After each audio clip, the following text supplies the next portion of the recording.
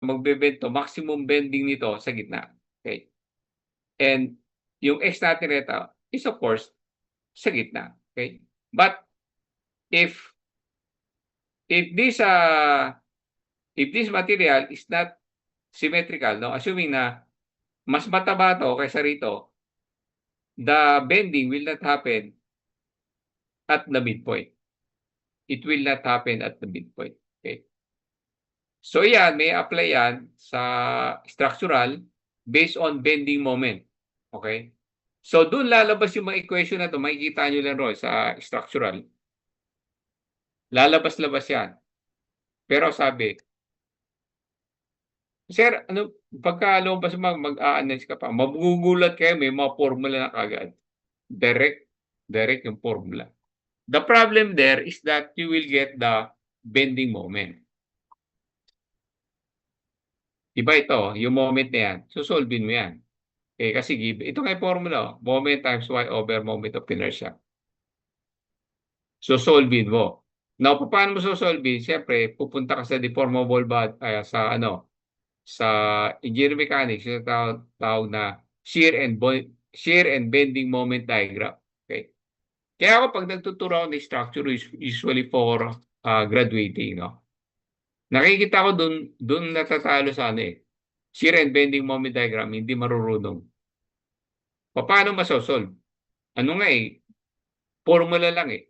Yung problema yung formula ikaw maglalagay ng mga data. Yung data na yun sosolvin mo, okey? Humanap ng bending moment, wala. Humahanap ng X, hindi ma-solve.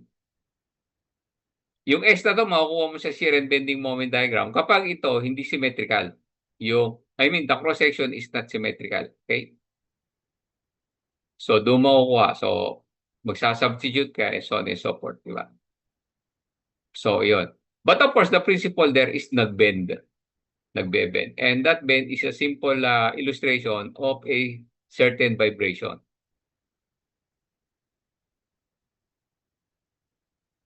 Sarili syllabus, eh, 'no? So, yan. Then we have here your okay. Now for the beam, ito nga pala yung beam, okay? PL cube over 48 EI, ah. Okay, the deflection of the beam, no? Due to concentrated load at midspan, okay. So, the effective mass at midspan is M. Ito pala, yung M na to, pwede itong force. Pwede force, okay? Itong M na to is a force downward. Nilagay lang mass, okay? Okay, let's say, kung nagso-solve na kayo ng ano, ng distributed load o kaya tinatawag natin na wing loading, distributed load. Yung distributed load, meron siya nakalagay rito, kunyari pounds per inch, okay, or newton per meter. Makukuha mo kung ilan yung ano, yung load sa gitna, okay? By simply multiplying the load, the distributed load multiplied by the span. So makukuha mo yung gitna, okay? So meron niyang rectangular loading, meron niyang triangular loading, okay? So yun, makukuha mo.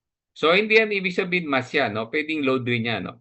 May pressure na pababa rito, okey, may load na pababa rito or may distributed load ka. 'Pag may distributed load ka, solvehin mo siya, kunin mo itong concentrated load. Okey, distributed to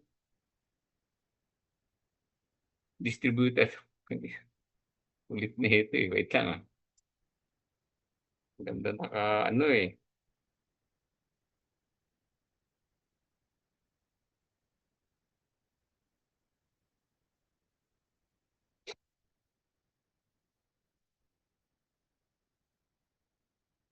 Okey,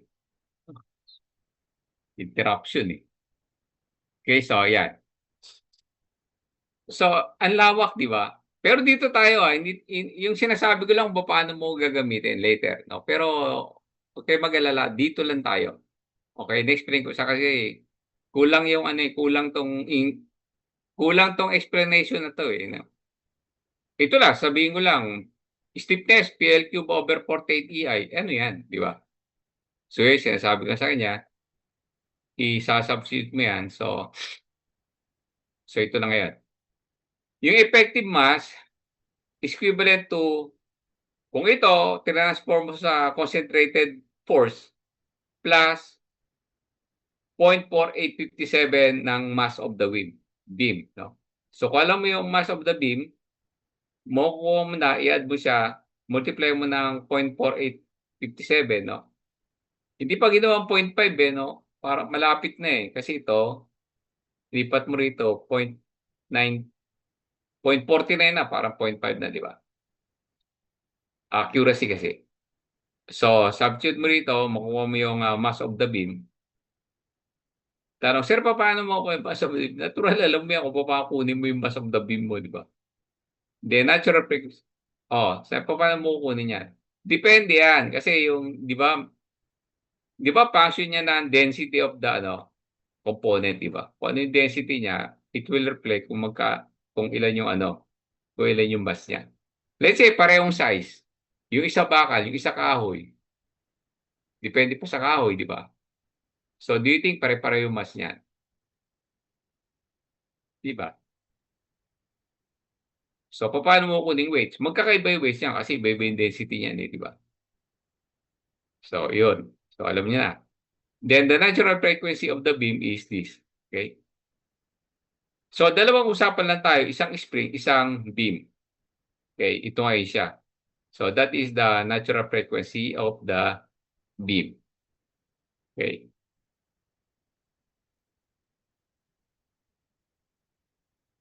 Then, may example pa, no?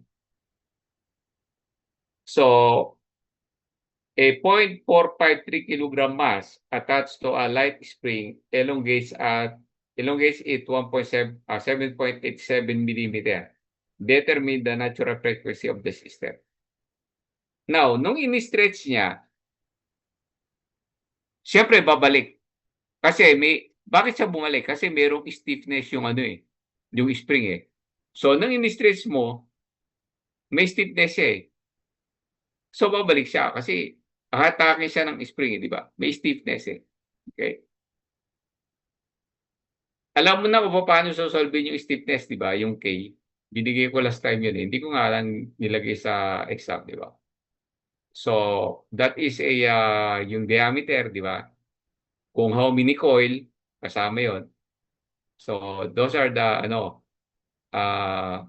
the the parts, no? Wherein you will get your stiffness for spring. Tapos,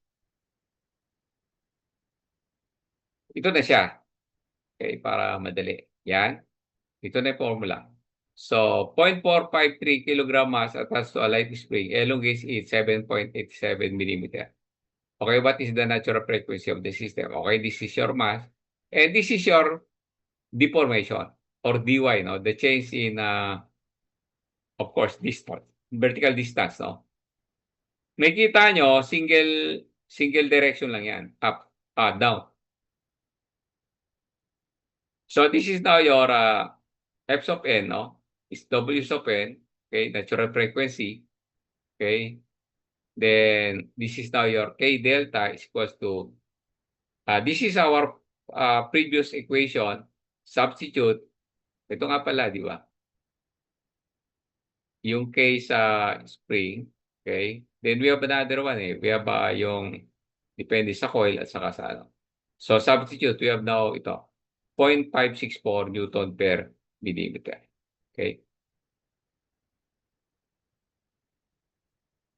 So, okay, this is now your harmonic motion. So, substitute, we have now 5.62 Hertz frequency. Okay? So, 5.62 cycle per second. That is your over 5.62 cycle per second or 5.62 Hertz. Okay, so this is harmonic. So, ibig sabihin, yung niya, yung time niya is constant for one period of oscillation, di ba? constant kasi harmonic. Okay. So, yan. As I've said nga, hindi tayo pupunta sa non-harmonic. Okay. Now, this is for you. Kunin nyo na, no? You try to solve this, no? So, 4.53 kilogram mass attached to the lower end of a spring, whose upper end is fixed, vibrates with the natural period of 0.45 seconds. Determine the natural period when a 2.25 kilogram mass is attached to the midpoint of the same spring with the upper and lower end. Yung problema, dalawa yung nakapix. No? Now, if you can still remember, no? If you can still remember, okay tayo. Di ba last time meron tayong ganito? Sana yung ano natin.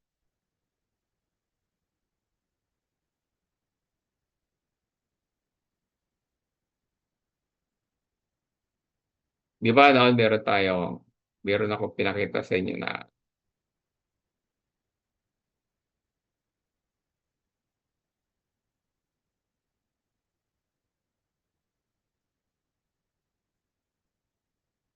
noong araw meron kami ganyan eh. Tapos ito.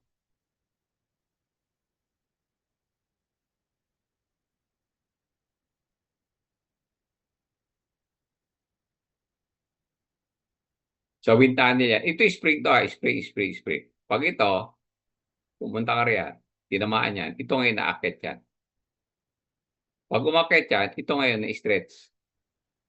Ito, na-compress. Ito, na-stress. Kasi dito yung ano yung sa gitna eh. Fixed point. Ito, na-compress. So, what are the forces? Ano yung lift niya? Ano yung drag niya? So, during that time, no, during our days, no, noong araw, ganyan na pinapasolve. Okay? So, dito, interrelated na yan, nung spring na yan. Kasi aerodynamics to, laboratory. So, solve mo yung lift and drag using this one. But of course, sa loob ng wind tunnel to. Pero ngayon, meron ng ano, digital, di ba?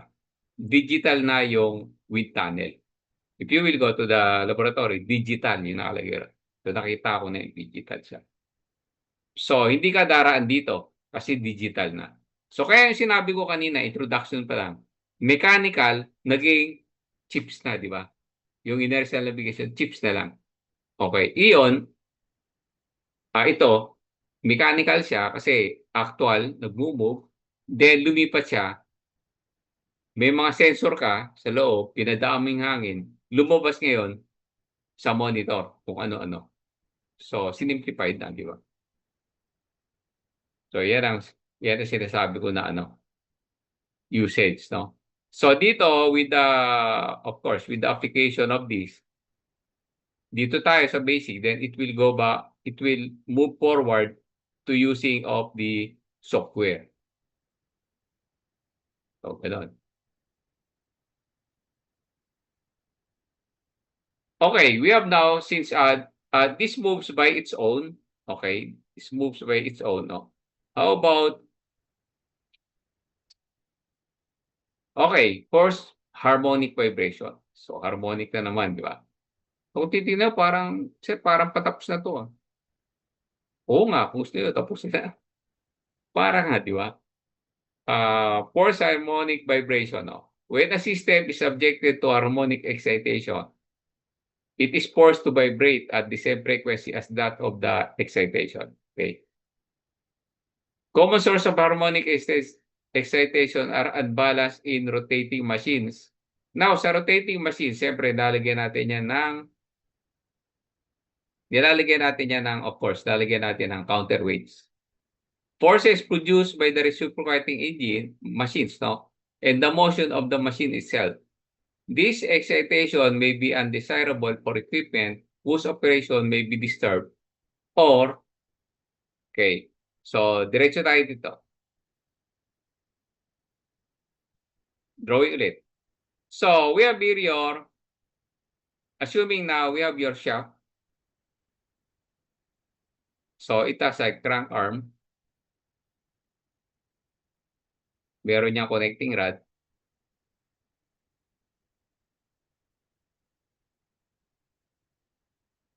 and it has a piston.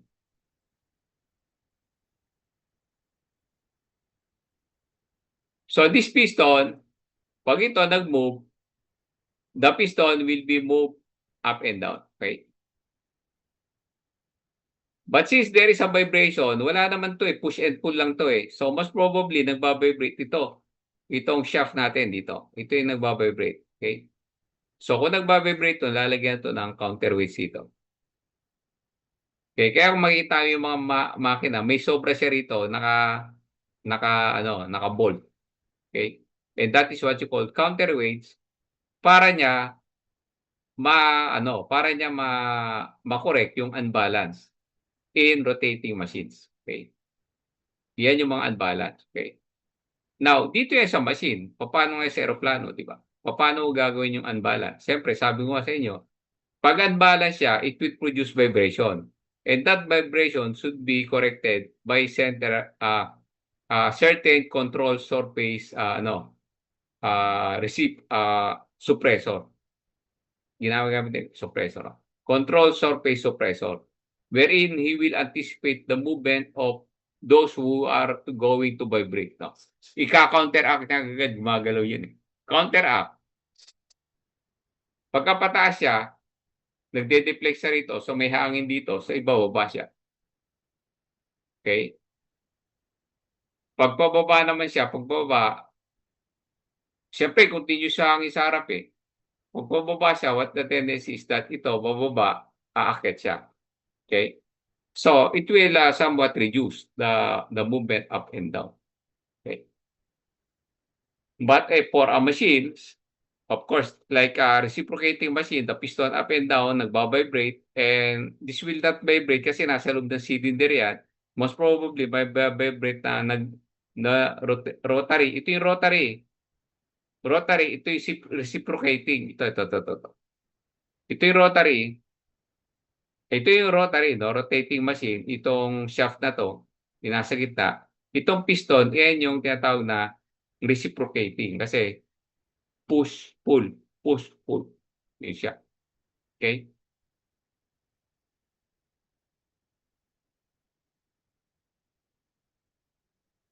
Lipat-lipat. Okay.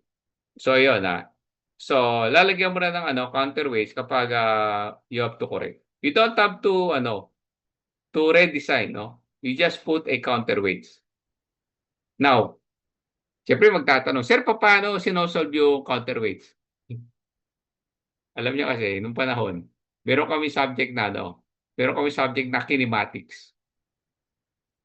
Ewan ko lang ngayon kung meron pa. Pero mahalaga yun, yan Yung mga counterweights na yan, diyan mo dine-determine using kinematics. No? Mahirap rin yun. Kasi rotation Puro rotation siya, di ba? Tapos may mga siya. Kakakompute mo yung velocity, acceleration, and so on. Yan So, pagka ganito, nagkaroon ng vibration dito sa shaft, pero ito wala to, natural, mami-misalign lang to kasi nagbabibrate mami-misalign, di ba? Kakainin niya yung cylinder.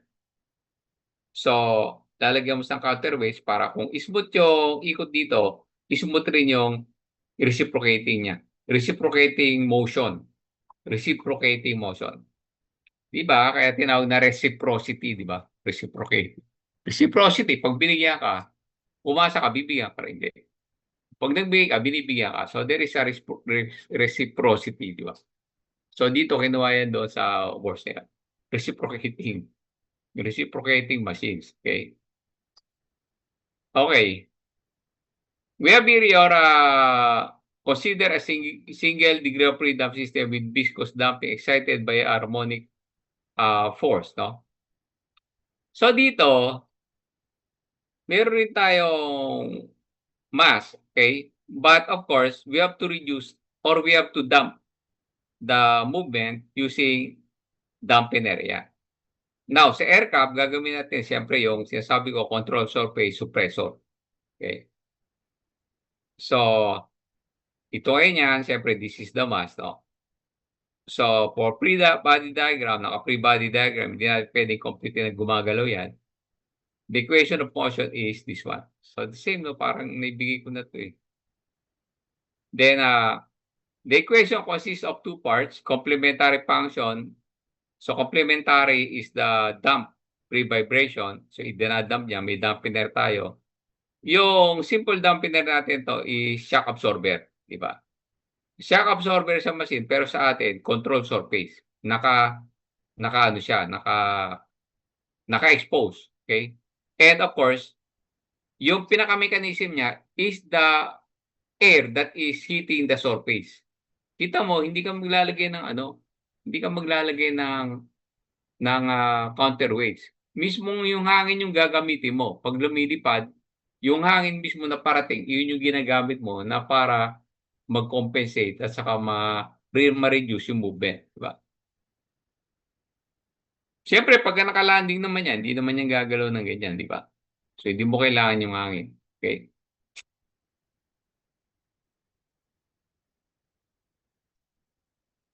So, homogeneous equation, oh. So, ibig sabihin pagka ito, parehas symmetrical or, okey homogeneous is more on symmetrical, hindi pa kailangan kung yung diameter niya rito, diameter hanggang dun, pare-parehas.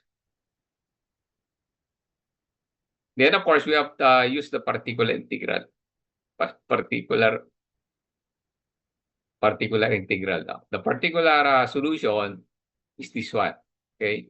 Where x is the amplitude of oscillation, so alam natin yan, that's the peak, no?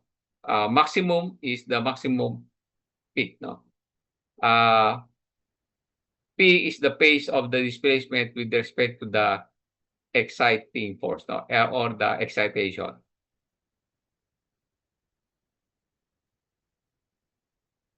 Okay, this is now your vector. Nabigyan ko ba kayo ng vector? Kasi itong vector na 'to, ito yung pinakamadali using plotting. Yun, kaya sinabi ko nga sa inyo kanina kinematics, no? Yung kinematics is more on plotting. Plotting lang yun. So ito, more on plotting, no? Vector is plotting, no? 'Di ba, kunyari cosine law, sine law, 'di ba, sino-solve mo yung ano, yung, ah, triangle, 'di ba? Na hindi naman siya right angle. So, all you have to do is to use a vector because sabi, a force is always being represented by the two force which is horizontal and vertical force. And that is using vector. Okay? So ito, ginamitan ng vector. Okay? So we have here the equation. Okay? So for P, ito siya. Okay? Meron siyang, we have siyang constant, no? C. Okay? Then of course, simplifying, we have here your equation. So this is for X, this is, medyo ano na, no? So ano ba yung W sub N? Natural frequency of undamped oscillation. Yung C sub C is MW to the N. WN yan. Critical damping. And of course, itong tawag na to is C over C sub C, damping factor. May ano to may graph to eh. Okay, pero hindi na natin. Pinapakita ko lang. Okay. Yan. Then of course, we have here the graph. So this is a standard graph. Magbabasa tayo ng graph, no? Pero hindi na natin yan. Pinakita ko lang because, of course, these are the graph that can be used. Pero sabi ko, pag tayo magbasa ng graph, magkakaiba sagot natin siguro. Siyempre, iba-iba. Iba-iba yung pagkakabasa natin. Okay? So,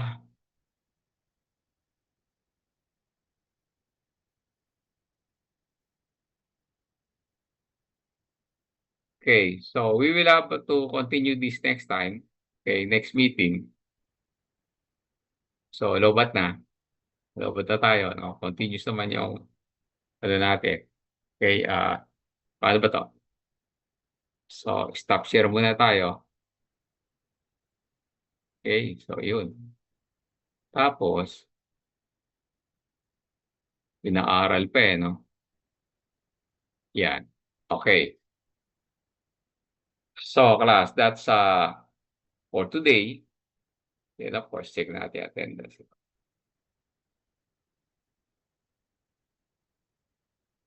Kailangan nire-relate eh, di ba? So, sa pag nirelate mo, talaga you need some experience para mai-relate.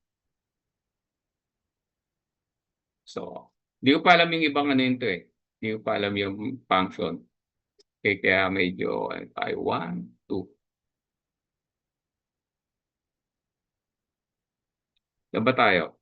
40 Ano lang yung absent? Isa. So I'm happy yung mga yung mga narito na yung mga hindi naka-exam, di ba? So I just wait for the result, i-email ko na lang sa inyo. Okay, kasi naka-screenshot kasi, yung papers, naka-screenshot, ini-screenshot. Okay. So yun. So we'll continue, no? Then of course, mas exciting pa sa susunod kasi I will give you some applications application on how they are doing it, no? And some researches, no, na ginawa for that one. No? But as I've said nga, it's just the equation is that we have to equate it, no? For application. Kasi sa atin, hindi na masyadong big time yan. Considering na nakalutang yan, naka-airborne, and we are utilizing the air, no, in counteracting any possible movement. But of course, the air will also produce a vibration. But of course, the vibration will be limited by the forces hitting the surfaces hitting the control surfaces, which is acting as a suppressor for a certain vibration. Okay? So, ganun. Okay, so I think adjourn na muna tayo. Okay, so I will see you next time. Okay, next meeting. Bye-bye. Thank you po, sir. Thank you